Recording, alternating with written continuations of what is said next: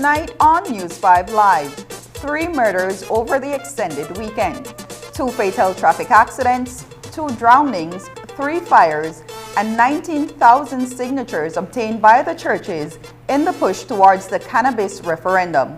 These stories and more coming up on News 5 Live.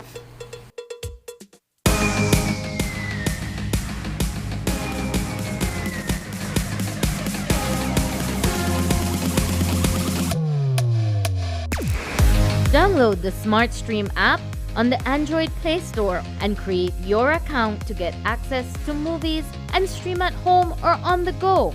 Prepaid customers can purchase regular data packages or get a discounted rate on a special SmartStream package by dialing 7737. Postpaid customers will be billed monthly. Never miss a movie again with SmartStream.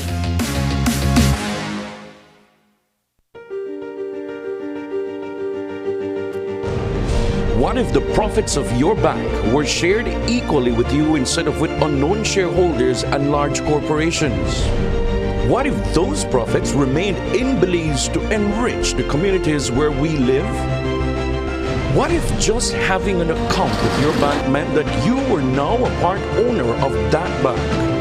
What if your voice mattered and you had a say in how your bank is being run? What if your bank was always looking out for your best interests and its biggest goal was to see you succeed? That's what it means to be part of a credit union where all of our members are in this together. Communities work best when they work for each other. Cooperation strengthens us all. Discover the credit union difference and find out just how stronger we can be together.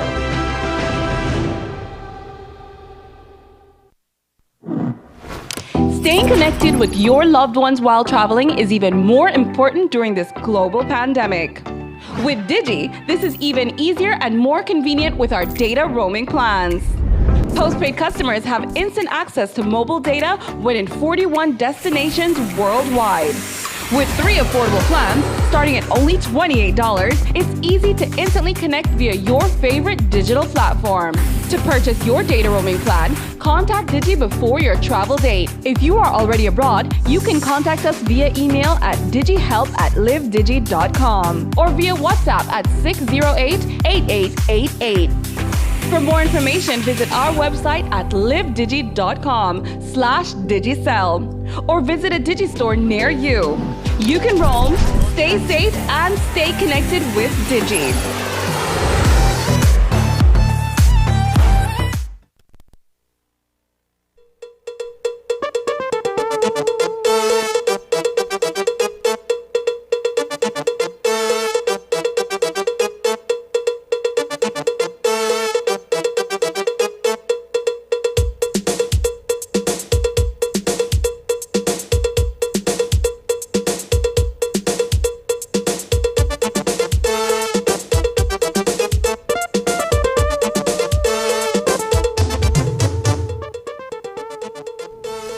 Good evening. Welcome to News 5 Live for Tuesday, April 19th. I am Annalyn Apollonio. There were 3 separate murders in 3 districts over the long Easter weekend. We begin in northern Belize in Guinea Village, where an alleged killer is on the run from the law.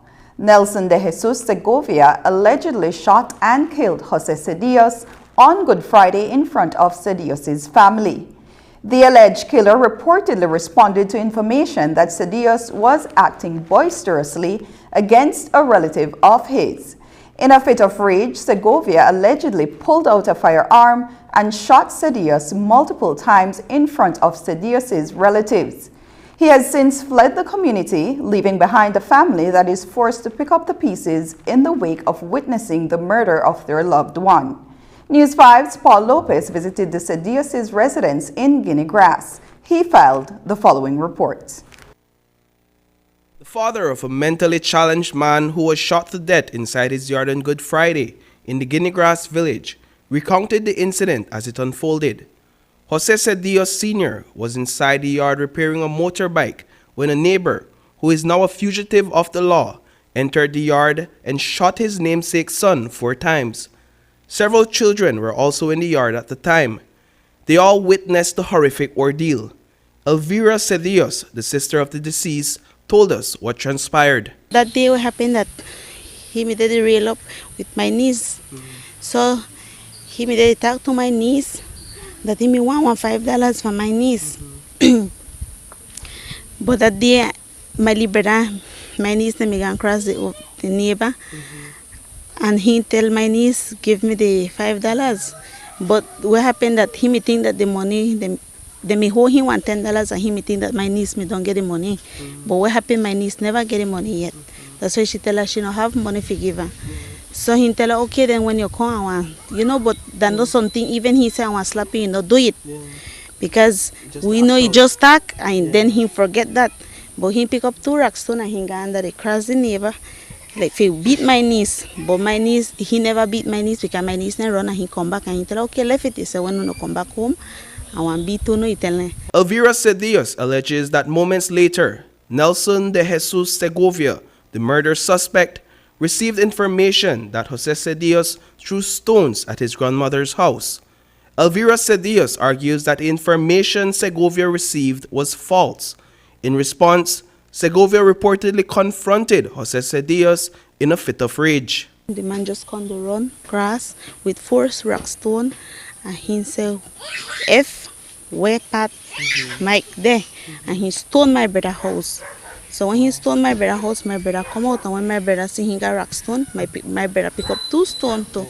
But he give on the stone my brother, but none touch my brother. So when my brother do the stone when he see he never got no gun, he hollow the gun and shoot my brother. And when he shoot my brother drop. So he got close to my brother, he keep on to shoot my brother. And then I got close to my brother, I tell him, Mike, stand up, by defend yourself. Segovia is presently on the run. In the wake of the shooting, Cedillos' family frantically attempted to assist him. He drew his last breath while lying on a chair at the rear of the family home. So when he get up, he tell me, help me, carry me to the hospital, please. My parents gone find one ride for Karen, but nobody come the same time. Then my brother tell me, Elvira, I want dead. I just want to talk to Uno and tell Uno that I want dead. Me quiero despedir. He tell me in Spanish, voy a despedir de usted. Jose Cedillos Sr. is grief-stricken, having witnessed the murder of his son. Es que estoy muy adolorido, muy enfermo en mi corazón y porque yo vi de la muerte de mi hijo. Yo estaba acompañando mi moto acá en mi yarda, no esperando que este hombre venga a quitarle la vida a mi hijo. Cuando ese hombre entró acá a mi yarda y trajo 4 piedras y las lanzó sobre mi hijo y de ahí sacó una pistola y mató a mi hijo. Ahí lo mató. Here is what ASP Fitzroy Yearwood told reporters this morning about the incident. This is only my opinion. Tempers flare when people believe that they are being threatened. But in this case, Segovia was not being threatened. He was threatening a woman, Daisy Pot, and Segovia took matters into his own hands. One, he left that yard and went to his own home. The proper thing for them to have done was to call the police. By you going to that person, aggravating that person, and that person coming out, that had to be premeditated. So for you to draw that weapon, there is no excuse. Especially, I don't care if that person harassed you 100 times or harassed someone you love 100 times. Call the police 100 times. Call them 101. Reporting for News 5, I am Paul Lopez. A man was shot dead on Monday night in Belize City. The incident happened on Rivera Street in the Port Loyola area and has left the family asking questions and the police following leads. Here's News 5's Marian Ali with the story. It's an all too familiar story. A man leaves the confines of his home and is gunned down on the street, with police trying to crack the case and a family left in mourning. The Easter holidays were not spared of the gun violence. On Monday night, sometime after 7, 25-year-old Shaquille Patnett, a laborer of Rivera Street, left home on a bicycle. Minutes later, while he approached the junction of Crawl Road and Haynes Street, neighbors heard several gunshots.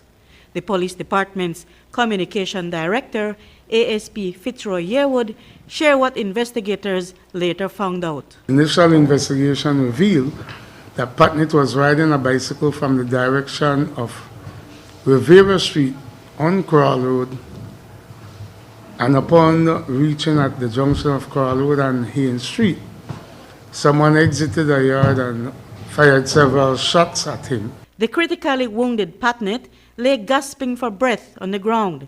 His brother, Stephen Frazier, was there during his final moments. I said, brother, talk to me, brother. I even squeeze him out. You now. He couldn't talk. No, sir. I say last bit, I think he's from my hand. So, yeah, he's head. I say head, he go long so. Tell them, say me, can. I say can. Them all look for me, watch me, they wait for me. Patnett, who his family says was an artist, was pronounced dead on arrival at the KHMH. His sister, Deborah Frazier, still shocked by the incident, said that to the best of their knowledge, her brother did not have any problems with anyone. No, not much. We know of that. Just like one jealousy and, like people just, like he just keep to himself. He just keep to himself, really fool around. Like just jealousy and people not like say certain things, Yeah, everybody grow up, but something they go on, like they try to figure out why, Another man, 21-year-old Raheem Williams, who was in the vicinity at the time, also suffered a gunshot wound to his left ankle. ASP Yearwood said that police are following a few leads to determine the motive of the shooting. He added that while investigators were still at the scene, they heard a gunshot blast from the direction of Rivera Street, but their pursuit of its origin yielded nothing. Reporting for News 5, I'm Marian Ali. A trio of young men, including a 16-year-old minor, are in police custody after being charged for the murder of a watchman that took place on Holy Thursday in Armenia village.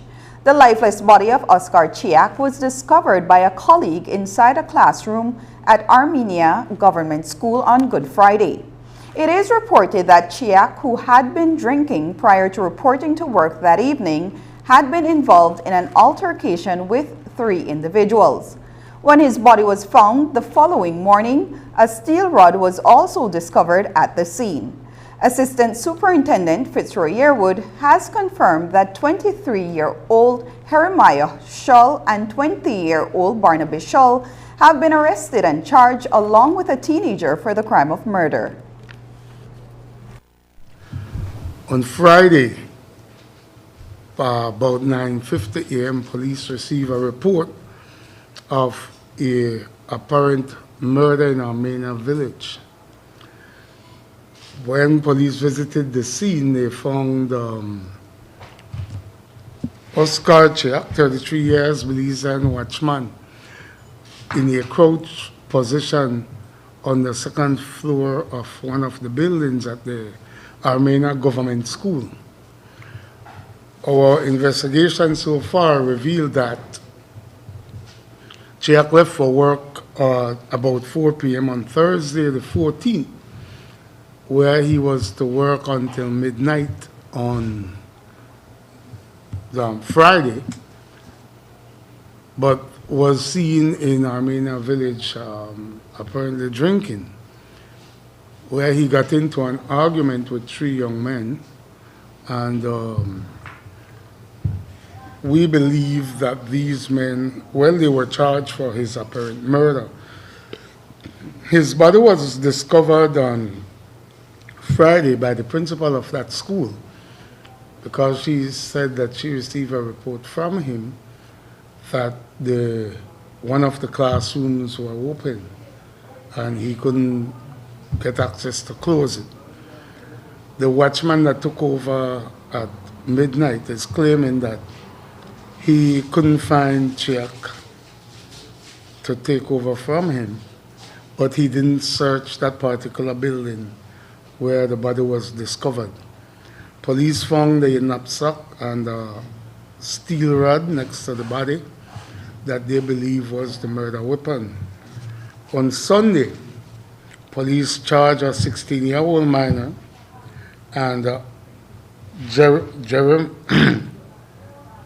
Geronimo Shull, 23 years, and Bernabe Shull, 20 years, for the murder of Oscar Chia.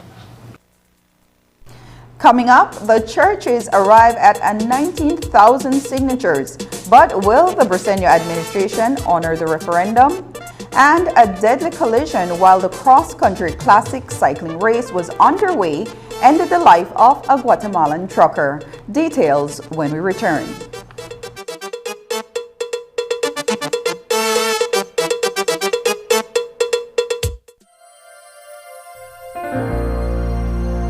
Hello friends, this is Dr. Bob Roberts with another 60-second sermon from God's Word. The Bible says, and when they were come to the place which is called Calvary, there they crucified him. Then said Jesus, Father, forgive them, for they know not what they do. Dr. Alexander White tells the story of a man who dreamed that he saw Jesus tied to a whipping post and a soldier was scourging him. He saw the whip in the soldier's hand with its thick lashes studded here and there with bits of lead which were intended to cut into the flesh. As the soldier brought the whip down on the bare shoulders of Jesus, the dreamer shuddered as he saw the marks and blood stains it left behind. When the soldier raised his hand to strike again, the dreamer rushed forward, intending to stop him. But as he did, the soldier turned around and the dreamer realized himself. The question often asked is, who crucified Jesus? The real answer is, we crucified Jesus. It was our sins that nailed him to the cross. 'Twas I that shed the sacred blood. I nailed him to the tree. I crucified the Christ of God. I joined the mockery. Of all that shouting multitude, I feel that I am one. And in that din of voices rude, I recognize my own. Around the cross the throng I see, mocking like sufferers groan. Yet still my voice it seemed to be as if I mocked alone. God made Christ, who never sinned, to be the offering for our sin, so that we could be made right with God through Christ. This is what the cross can do for you. Today's 60-second sermon has been presented by Christian Foundations of Faith in cooperation with the Baptist churches in your area.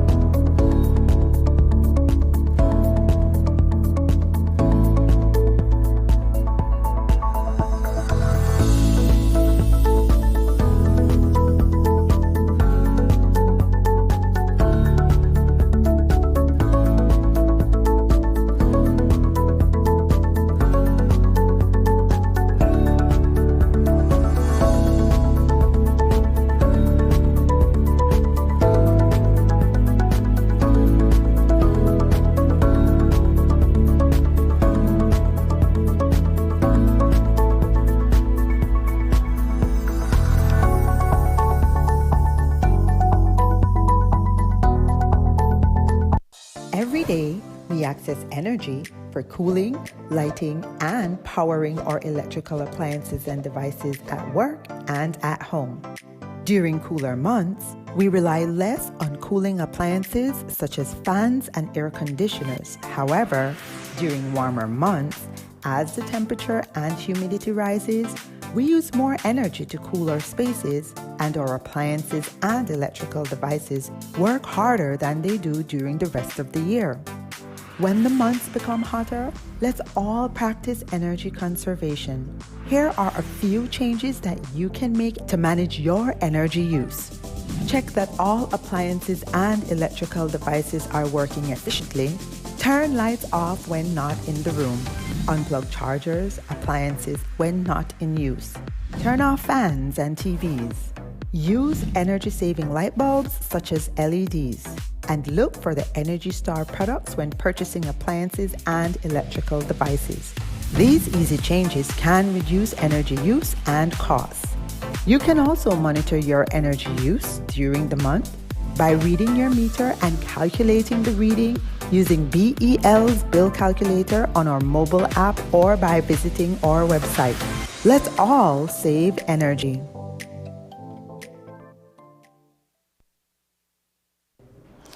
It happened in lightning-fast fashion at a time when many Belizeans were not at home for Easter. But the churches got it done. They have collected the requisite number of signatures to trigger a referendum on the topic that has kept them on the offensive for the past few years, whether Belize should have a legalized marijuana industry. Today, News 5 spoke with Pastor Louis Wade of the National Evangelical Association of Belize and Father Tony Anderson of the Catholic Church, who are on the church's referendum team. They told News 5 that in the event that some names are eliminated, they are now trying to get more people to sign. Just in case our vetted petitions, there may be a few issues by the Elections and Boundaries Department that we can easily overcome. We are trying to learn the lessons of the Oceania referendum petition drive, but we have to admit that there was a recent re-registration which gave most people a card.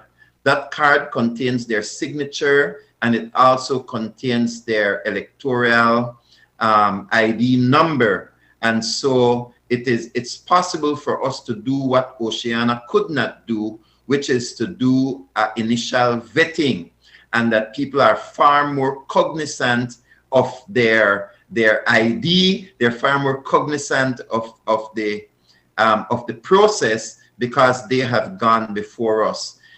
Also, we've had hundreds of volunteers across the country. Some of them are still out there getting additional petitions from across denominational lines. Even though we were in a very holy period of time, when you think about Good Friday and Easter Sunday, these are the highest holy times of the year for the church. Yet, people found the opportunity to pray, to give, to work, to bring us to where we are. It was a very short notice. Right? We needed 19,000 signatures, and it was about 2 weeks' time, right? So we had a first push because we understood that the Monday of Holy Week was going to be our deadline. And we got about 13,000 signatures by that time within about 6 days. And then it was revealed to us that we had another deadline of Good Friday. And so we had 5 days to get 5,000 signatures. And we're praising God, we're celebrating. It's really, we think of it as an Easter victory because against all odds and against all historic precedent, 5,000 signatures were gotten in 5 days. Church representatives say that it is important for people to know that on issues of this magnitude, it is the Constitution, not the Cabinet, that empowers this process.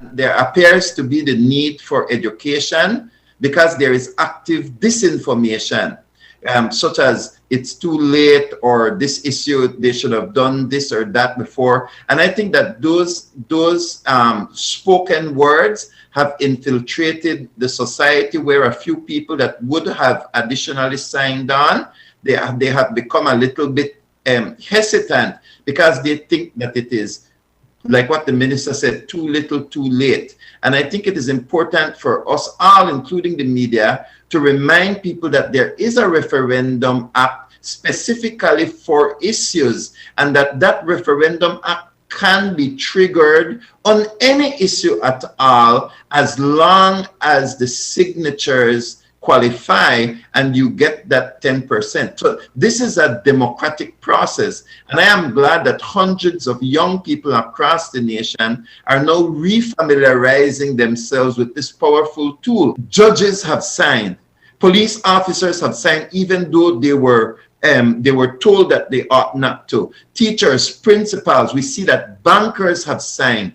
As I said, very powerful political persons, previous mayors across political lines, ministers, previous ministers have signed, all saying exactly the same thing, that the people should have a voice in the legalization of marijuana issue. The opposition, first of all, abstained from the vote, ensuring that it was not a bipartisan bill, and none of the social partners voted either. So this exclusively came from the People's United Party, and then the United Democratic Party joined in activating their mechanism to help secure the number of petitions that are needed. There was a deadly crash on the George Price Highway on Holy Saturday that claimed the life of a Guatemalan national who was driving a cargo truck between miles 41 and 42 when he collided head-on into a freight liner traveling in the opposite direction. The incident happened while the cross-country cycling classic was underway.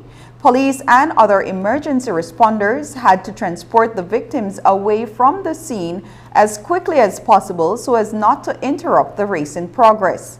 Despite the promptness of their response, Marco Tulio Aldana would succumb to his injuries and was pronounced dead at the Western Regional Hospital. Saturday, the 16th April, at about 9:25 a.m., police responded between miles 41 and 42 on the George Price Highway, where they saw two trucks extensively damaged.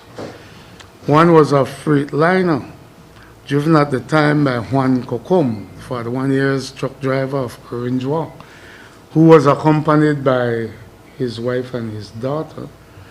And the other truck was driven at the time by Marco Tulio Aldana, 54 years, Guatemalan of Arenal village.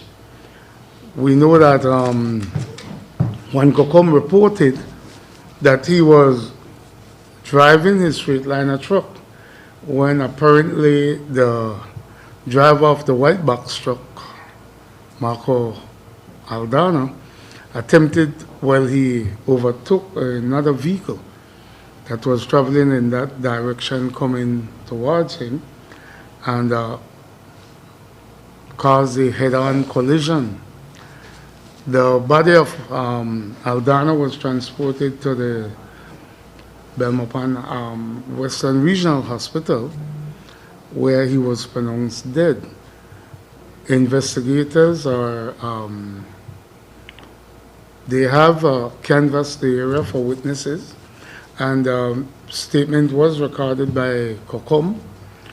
Luckily, he received minor injuries and was treated and released. We know that notice of intended prosecution was issued to him, and police have gotten blood and urine samples from both drivers, of course. There have been questions raised about the haste with which the scene of the deadly accident was processed.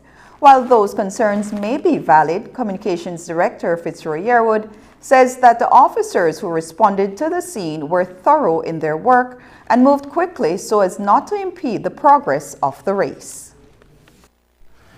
The cross country was coming, and the officers worked diligently and swiftly to clear the highway as not to cause any form of, disruption or to impede the traffic. So both trucks were removed and hauled to the shoulder of the road. We want to thank the driver of excavator that assisted us in moving these vehicles off the road. But at the same time, we cannot please the general public. If we didn't move the debris off the highway, then we would be criticized for stopping the cross country. So I believe that our officers operated in a swift, professional manner. All that was needed, the sketch plan was drawn, the scene was processed to our satisfaction, knowing that at the end of the day, we would be able to determine which driver was at fault. We had people lined up watching the cross country. We have several witnesses. People have been interviewed. We will continue to interview people when it comes to this case. I am certain that our officers did a great job out there, that they, bearing in mind what were the other elements that were affecting them, and I'm certain that at the end of the day, we will bring proper justice to whosoever is at fault and to the family of the deceased. Police are seeking assistance from the public in gathering information that may lead to an arrest in a hit-and-run incident that claimed the life of a 33-year-old father. Moises Rogelio was on his way to his San Jose Palmar home in the Orange Walk district when he was knocked off his motorcycle near miles 58 and 59 on the Philip Golson Highway. ASP Fitzroy Yearwood tells us more. On Saturday, around 9:15 p.m., the 16th of April, police responded to a scene between mile 58 and 59 on the Philip Golson Highway. If you're familiar with this area, it's called the Mamayal Curve, where they saw the lifeless body of Moises Rogelio, 33 years, on the side of the highway. Next, also observed on that scene was a black Honrai motorcycle with the rear wheel extensively damaged. We know that Rogelio's body was transported to the Northern Regional Hospital, where he was pronounced dead. We believe that this was a result of a hit-and-run accident, and we're asking the general public assistance in any information that they could assist us in trying to solve this latest hit-and-run. No? After the break, another shooting incident in Mahogany Heights leaves a woman with gunshot injuries. And a police officer is knocked unconscious in Placencia during a scuffle with civilians on the peninsula.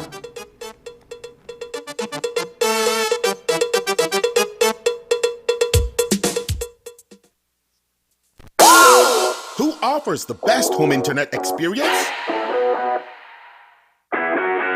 The truth is, Digi, of course. Diginet has the largest fiber network and the fastest speeds with the most reliable service. That's more learning, more earning, more gaming, more bonding, more sharing, getting more things done. And now, Diginet is even more affordable with the new entry plan, a 20 megabits per second fiber connection for just $49 monthly, and increased speeds in all plans. The truth is, only Digi has the ultimate home internet experience, with savings up to $270 when you bundle. Wireless and cable can't give you that. So what are you waiting for? Sign up or make the switch to DigiNet today. to enjoy more speeds to get more done. Digi, or National Telecom. I am proud to be a Belizean.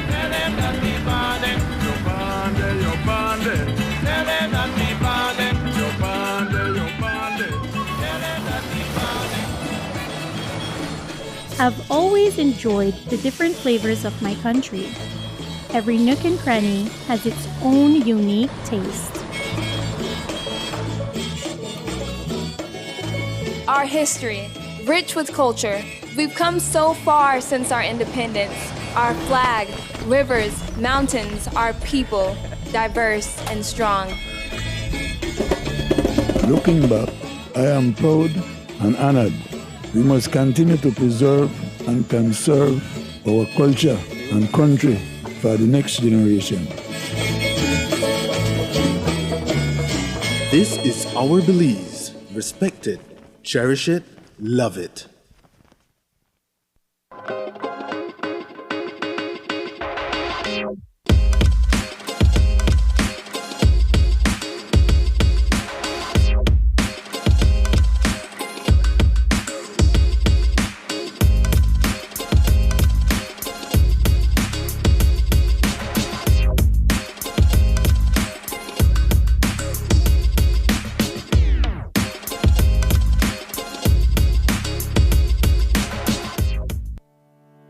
Keep your business running efficiently with computer products and accessories from Cellular World. We are the largest electronics stores in Belize, providing business solutions from trusted brands including Dell, HP, Lenovo, and Samsung, just to name a few. Our range of business PCs and electronics include desktop computers, laptops, desktop monitors, mouses, battery backups, smart TVs, and computer accessories that are backed up by warranties to keep your business always running smoothly. Call or visit us at any of our 5 Cellular World locations in Belize City, Belmopan, or San Pedro, and let our knowledgeable team help you to find the right solutions. Cellular World, low prices, more choices.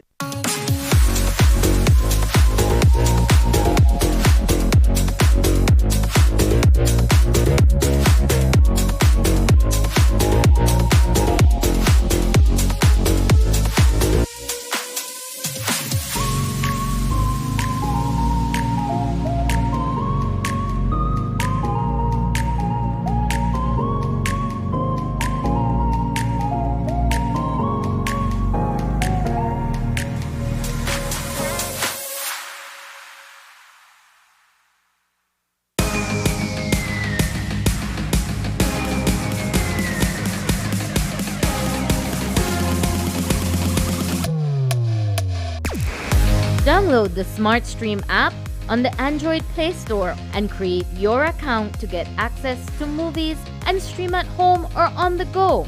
Prepaid customers can purchase regular data packages or get a discounted rate on a special SmartStream package by dialing 7737. Postpaid customers will be billed monthly. Never miss a movie again with SmartStream.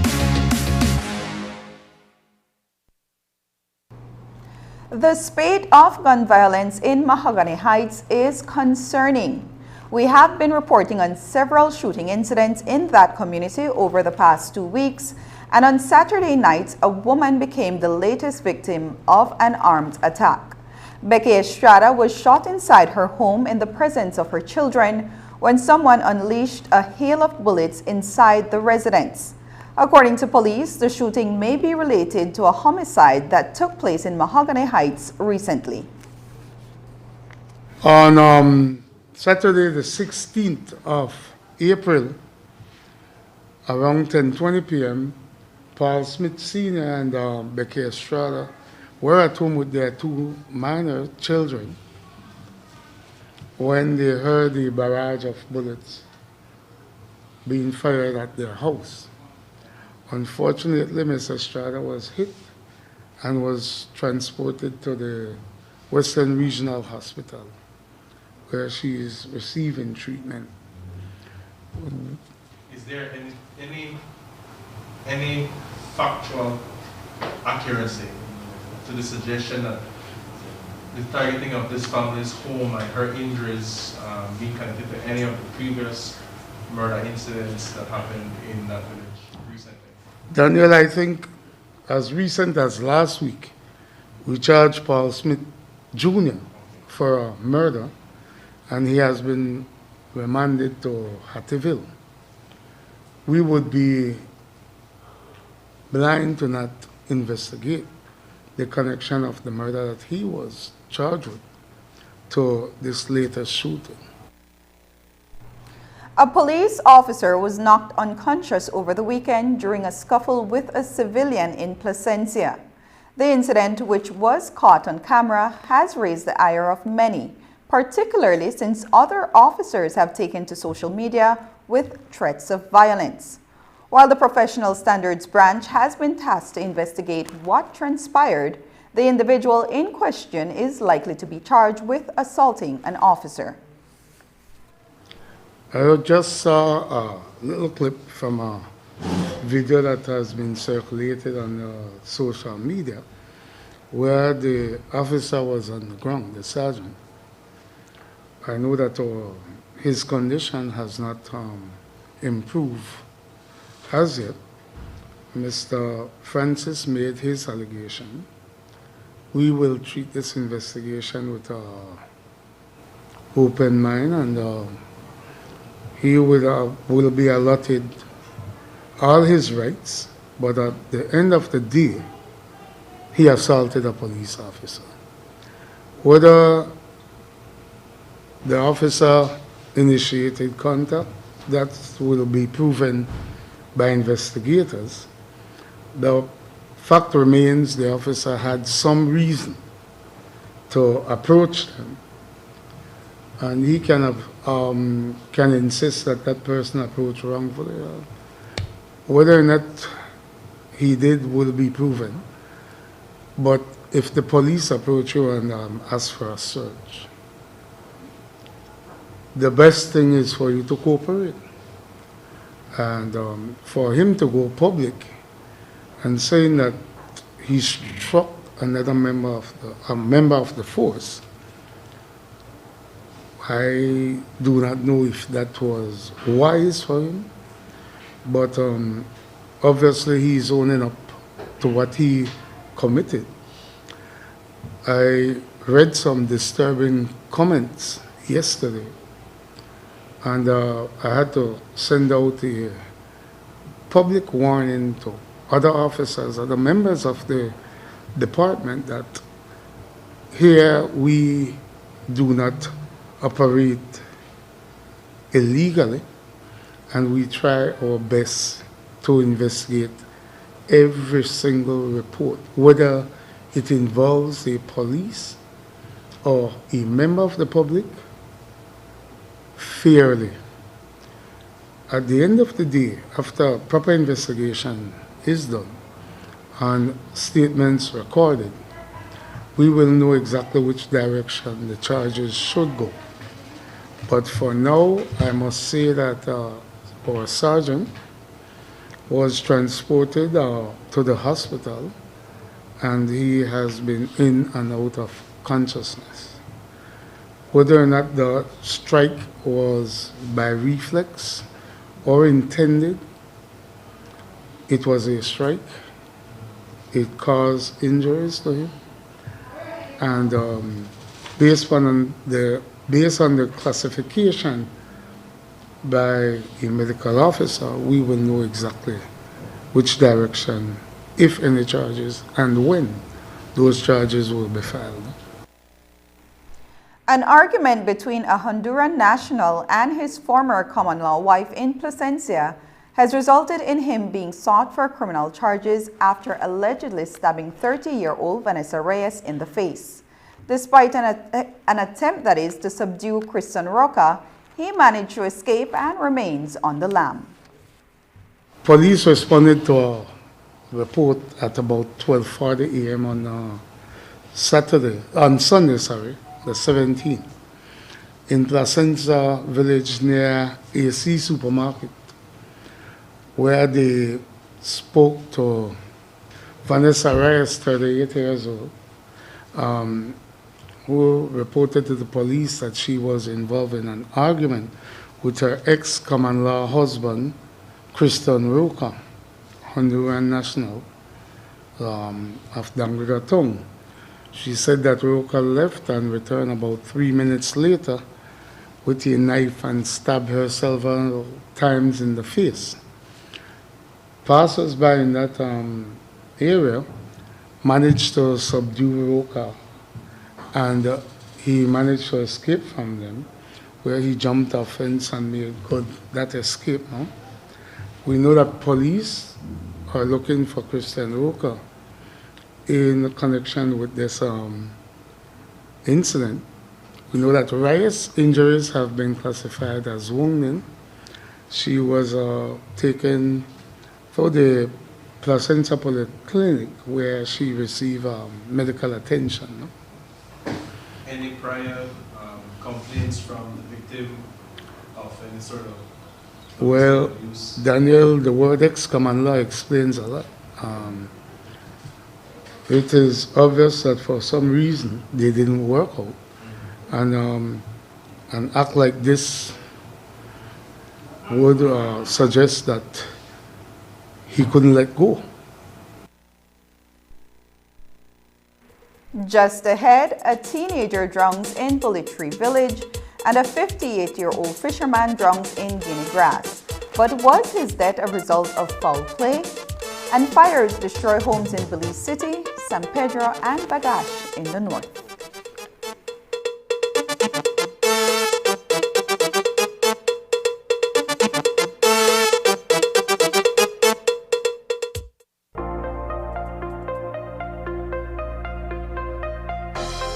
Welcome to Design Depot. All in one place. Shop brands you know and trust, like Kohler. Welcome, GE Appliances.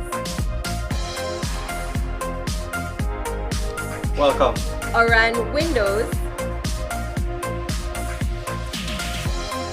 welcome, Tiles from around the world.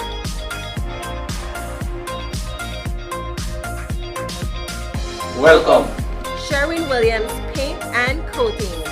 Visit us today at mile 3 on the Philip Golson Highway or call us at 223-3768. Design Depot. All in one place. ¿Sabías que Hospital Galenia modificó los protocolos de seguridad y prevención de salud ante la pandemia de COVID-19 para evitar contagios? Se garantiza que todo paciente que llega a quirófano está libre de COVID y durante su periodo de recuperación no va a tener contacto con un paciente infectado. Hospital Galenia, más que un hospital. I've got peace like a river. I've got peace like a river. I've got peace like a river in my soul. I've got peace like a river. I've got peace like a river. I've got peace like a river in my soul.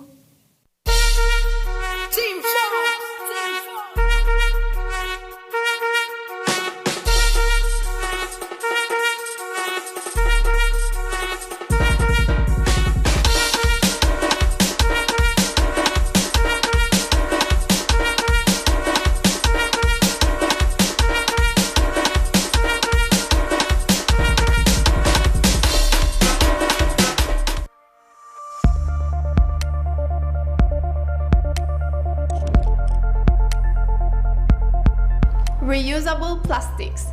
Did you know that until we find an alternative for plastic and all its uses, we will continue to need plastics, such as in the health sector?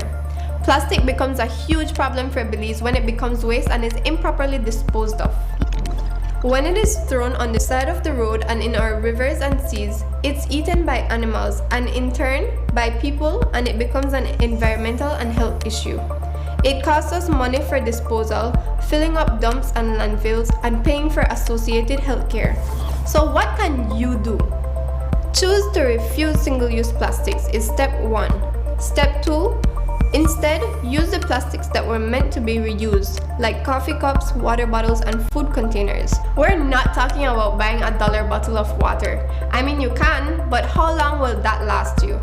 Reusable plastics keep plastics out of the environment for a much longer time and are even better than other forms of plastics like biodegradable or even compostable or bio-based plastics.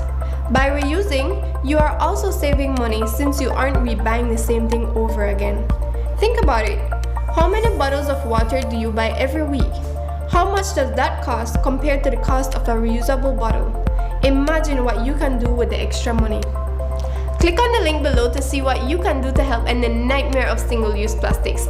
I'm Alison Castillo, and now you know.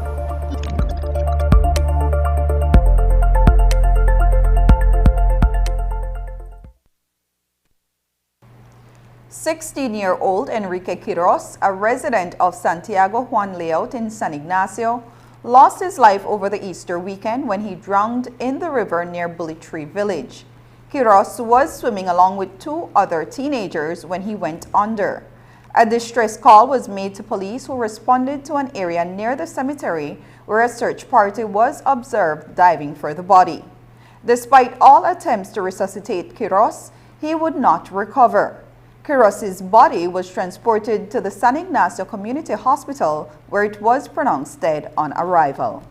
Monday, 18th April 2022, about 2 p.m., police received information that a young man submerged into the river in Santa Familia village near the burial ground area. Police immediately responded, and they went out there and were assisted by the general public to search for this body. The body was found by a villager and brought to the bank of the river, where they tried to apply CPR, but to no avail. He was transported to the San Ignacio Community Hospital, where he was pronounced dead by a medical officer. The body was identified by Anya Quiros, a 26-year-old, who claimed that it was her brother, Enrique Quiros, 16 years, of Santiago Juan Layout. We didn't observe any physical injuries to this body, and we'll be waiting for a post-mortem result. Any explanation as to how the victim lost his life, sir? Our investigators so far had gathered information that he was accompanied by 2 other minors, and they were seen swimming in that area when he just went down. No? Police are investigating an Easter Sunday drowning in Guinea Grass Village. Fidencio Camara discovered the lifeless body of his 58-year-old brother, Faustino Camara, floating near the bank of the New River in that community. Police do not suspect foul play and have initially ruled the incident as a case of drowning. But Fidencio suspects that his brother was killed. News 5's Paul Lopez reports. About 10:45 a.m., police visited the scene near the river in Guinea Grass Village, where they saw the lifeless body of Faustino Camara, 58 years. Camara was found in the river by his brother, who reported that he was at their residence on Sunday and left there about 2 p.m., apparently under the influence of alcohol, and was not seen until he discovered his body in that river. No? There were no injuries observed, physical injuries to the body. But Fidencio Camara, the brother of the drowning victim, suspects that his brother's death may be linked to an altercation that transpired at their home earlier that day. That Sunday, right? My nephew came here drunk, But my nephew, the one, he's sick, right?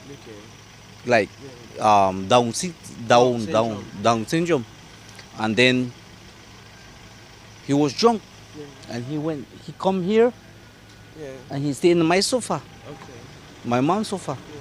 Now his brother come and start to punch him. I tell him, no man, you can't hurt my nephew like that. Now my brother like interfere, right? My brother, my deceased brother. He said, "But you can't beat your brother like that." I jump. I was sober. I tell him, "No man, you can't beat my nephew like that." And he want beat my brother. I tell him, "No, you can't beat my brother like that." I jump, and like he relaxed, and he went put his brother in the pickup and start to beat my nephew. And I tell him, "No man, you can't beat my nephew like that." Now he gone. But before he gone, he tell my brother, "You know what? You will pay what you did, you know, because you make my brother drunk." And my brother never tell me he drunk with me. My brother, he like drink, right? According to Fidencio Camara, he saw his brother make his way to the nearby river following the altercation. I see he walk about 2:15 like that. He walk about half an hour. My mom said, "Go and see your brother. I think he is drunk." I jumped to my bike and I gone to see my brother. And I'll walk all Guinea grass and look for my brother. I never find it. Now I stay about 1 o'clock in the morning looking for my brother. Now I never find my brother. I say, "Mom, I'm going to sleep because I never find my brother." The next day about 5 o'clock I wake up. I went to look for my brother. Like somebody tell me he's in the river bank. I jumped to my bike and I went to the river when I see my brother floating. Fidencio says he found his brother floating near the edge of the river, fully dressed. He asserts that, as a fisherman, his brother would not enter the water fully clothed. He was a fisherman. All his life was a fisherman. And he can't die in a close to the edge of the river. Did you find anything missing on your brother? Maybe he had money or wallet or anything? No, he got all his money scattered.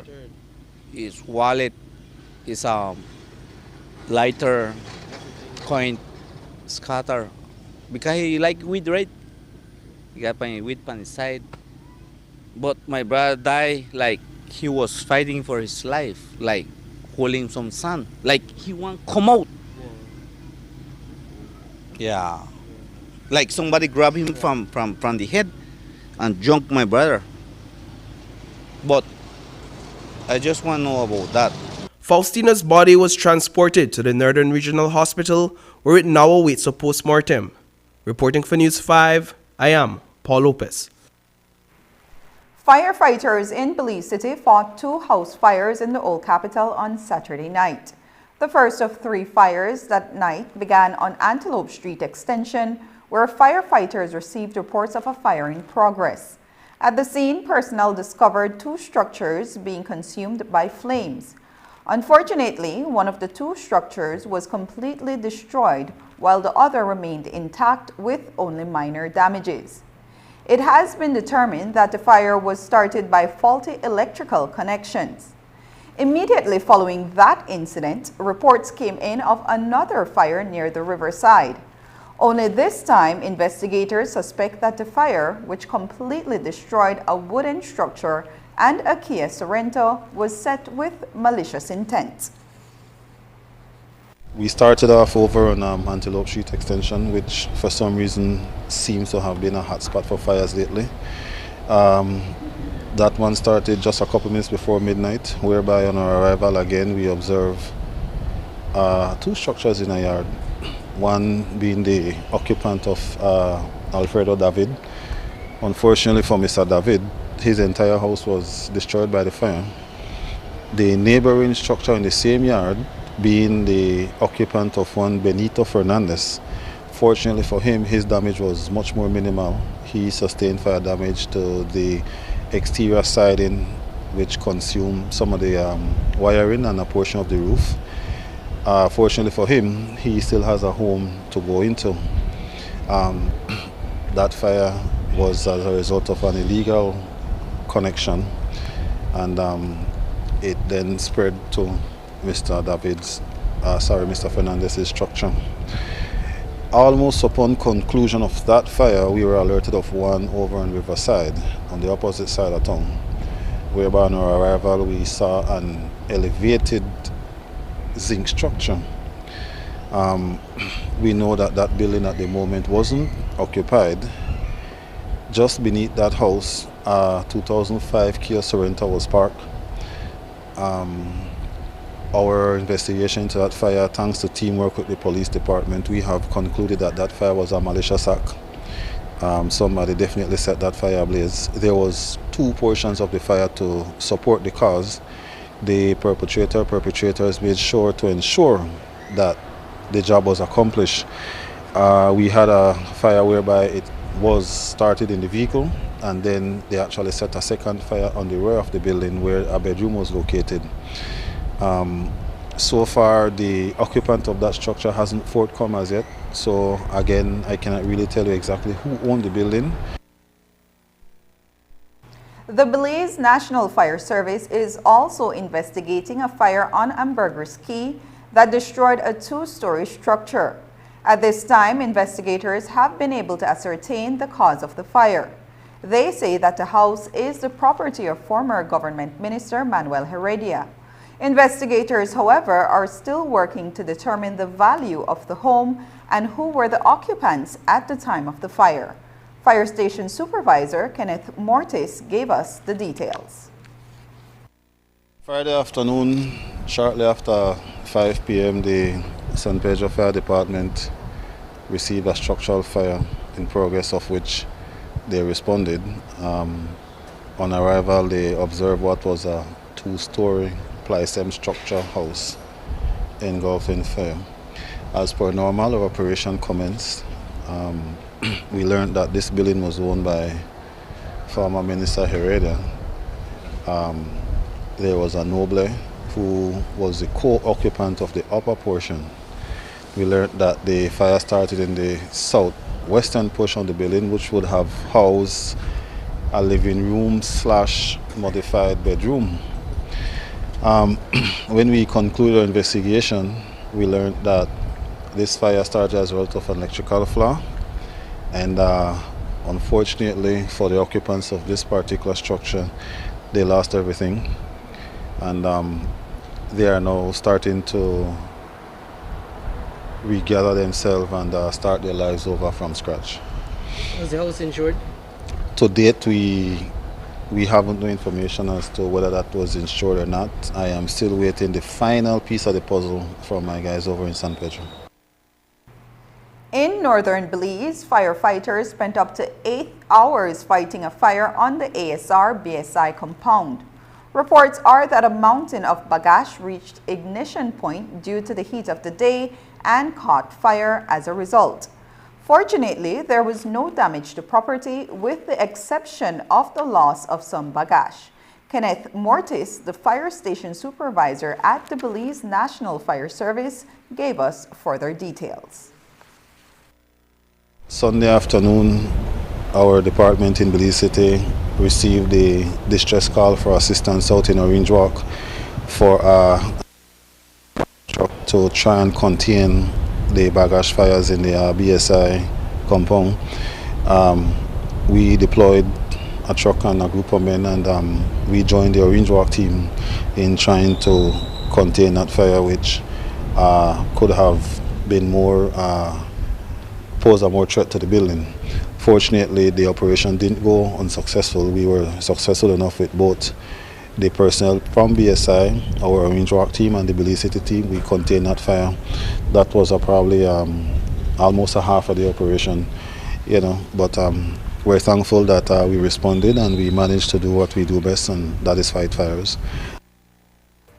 Up next, the annual Cross Country Classic resumes after a 2-year pause.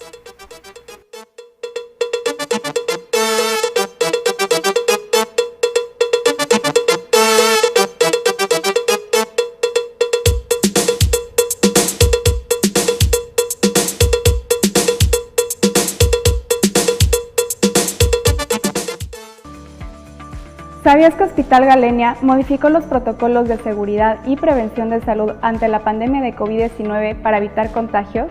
Garantizamos contener a los pacientes que allí estamos manejando y disminuir riesgos de infecciones para el resto del hospital. Hospital Galenia, más que un hospital.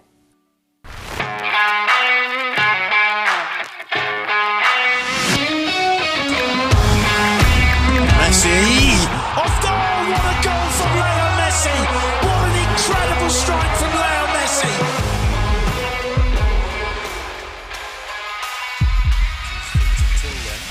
Neymar and Messi is standing over this. Messi! Off goal! What a goal from Leo Great Messi! entertainment stays with you, and we bring you great entertainment. Next Gen, the ultimate digital experience.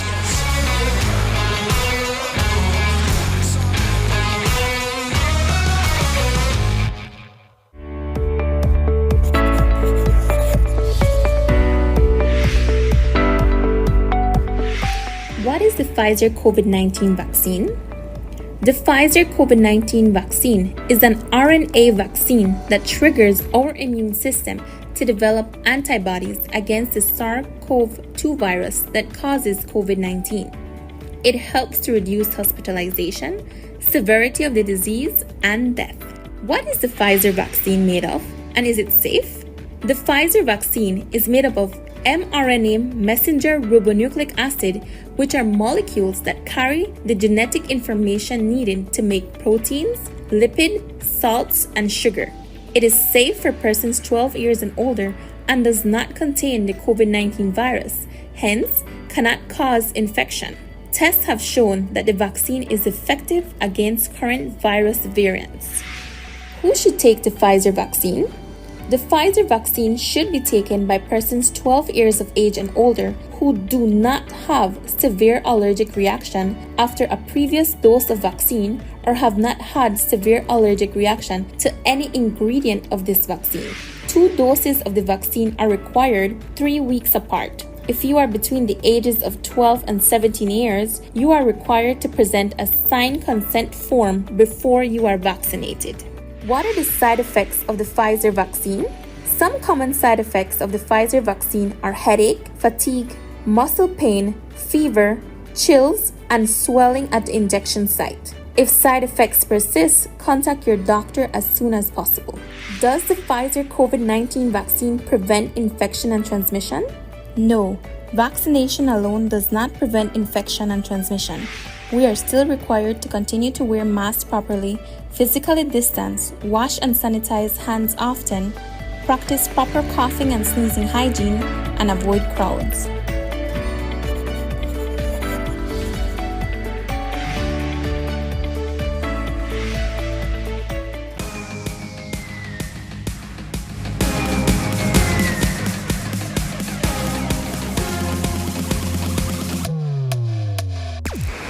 Download the SmartStream app on the Android Play Store and create your account to get access to movies and stream at home or on the go.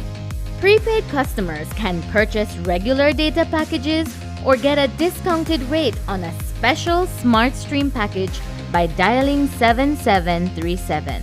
Postpaid customers will be billed monthly. Never miss a movie again with SmartStream. It was suspended for 2 years because of the COVID pandemic, and while the reigning champion, Guatemalan Julia Miranda Padilla, was not a serious threat in the home stretch for this year's cross-country cycling classic, Belize still did not regain the title for the 92nd Holy Saturday race. News 5's Marian Ali was at the finish line and filed the following report. As we see the finishing line in the distance, two riders, who will it be? Who will it be? Yes, who will it be? And he's left have attack. Hassan have attacked, and he have blown. He definitely will be the champion today. Like I tell you, he's a sprinter. Hennessy have won the race, and in second place is John DeLong. John DeLong in second place in today's Holy Saturday Cross Country Cycle Race. The garland for the 2022 Holy Saturday Cross Country Cycling Classic belongs to Anguillan cyclist Hassani Hennis. The 25-year-old snagged the prestigious title of cross-country champion in convincing fashion, pedaling past second-place finisher American John DeLong on the approach to the finish line at the DigiPark on Newton Barracks. At 11:54 a.m., Hennis crossed the finish line in 5 hours, 55 minutes, 28 seconds. DeLong was 2 seconds behind at the tape. Hennis told the media that he thought Belizean cyclists have matured over the years that he's been following them.